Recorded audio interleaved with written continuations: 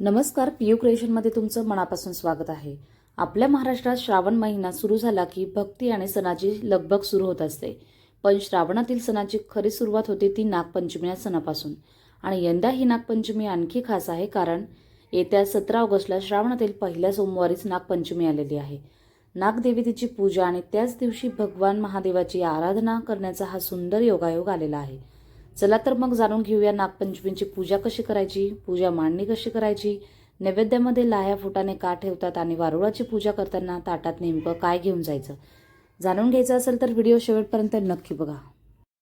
नागपंचमी सोमवार 17 ऑगस्ट 2024 रोजी आहे. पंचमी तिथी 16 ऑगस्टला सायंकाळी 4:52 सुरू होऊन 17 ऑगस्टला सायंकाळी 5 वाजता समाप्त होणार आहे. तर सकाळी स्नान करून स्वच्छ कपडे घालावेत, पाटावर स्वच्छ वस्त्र अंथरून त्यावर नागदेवतेचे चित्र किंवा प्रतिमा ठेवावी. शक्य नसल्यास आपण हाताने नागदेवतेचं चित्रही काढू शकतो. आणि त्यानंतर हळदी, कुंकू, अक्षदा, फुले, दुर्वा, गंध, दीप आणि नैवेद्य ठेवायचा आहे. नागदेवतेला दूध अर्पण करण्याची प्रथा काही ठिकाणी आहे, पण प्रत्यक्ष सापाला दूध पाजणे टाळावे. नागपंचमीला लाह्या फुटाणे, दही, दूध, फळे किंवा आपल्या घरच्या परंपरेनुसार नैवेद्य केला जातो. लाह्या आणि धान्यांचे पदार्थ हे साधेपणा, समृद्धी आणि निसर्गाबद्दल कृतज्ञतेचे प्रतीक मानले जातात.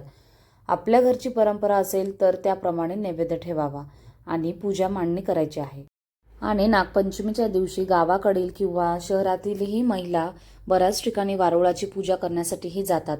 तर वारुळाची पूजा करायला आपण पूजेसाठी काय नेणार आहोत तर ताटामध्ये हळद, कुंकू, अक्षदा, फुले, दुर्वा, गंध, नैवेद्य, दीपासाठी साहित्य आणि पाणी घेऊन जायचं असतं. तर वारुळाला नुकसान करू नका आणि खोदू नका आणि प्रत्यक्ष साप दिसल्या त्याच्या जवळ जाऊ नका. सुरक्षित अंतरावरून आपण नमस्कार करून पूजा करायची आहे. आणि श्रावण महिन्याची पूजा ही त्या दिवशी आपण महादेवाची करायची असते. तर या दिवशी आपण पहिला श्रावण सोमवार असल्यामुळे आपण श्रावण महिना भगवान शिवाला समर्पित मानला जातो. सोमवारी शिवलिंगावर जल अर्पण करून बेलपत्र, फुले वाहून ओम नमः शिवायचा आपण जप करणार आहोत. आणि नागदेवता आणि भगवान शिव यांचेही धार्मिक नाते मानले जाते, म्हणून हा दिवस भक्तांसाठी विशेष श्रद्धेचा आहे.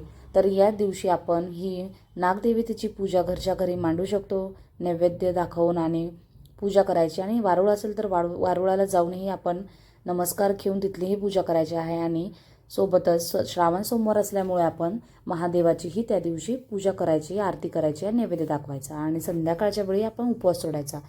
आणि शेवटी आपण जीवितेची पूजा म्हणजेच दर शुक्रवारी श्रावण महिन्याच्या पहिल्या शुक्रवारपासून तर आपण 4 शुक्रवारी ही पूजा करणार आहोत. आणि त्यामध्ये सर्वात महत्त्वाचं म्हणजेच शेवटच्या शुक्रवारी आपण पूर्णाचे दिवे करून त्याला औक्षण करत असतो, ओवाळत असतो. तर ही जीवती पूजा पण आपण करू शकतो. आणि नागपंचमी म्हणजे केवळ पूजा नाही तर निसर्गातील प्रत्येक जीवांबद्दल आदर आणि कृतज्ञता व्यक्त करण्याचा दिवस असतो. आणि यंदा नागपंचमीसोबत पहिल्या श्रावण सोमवार असल्यामुळे हा दिवस आणखी खूपच खास.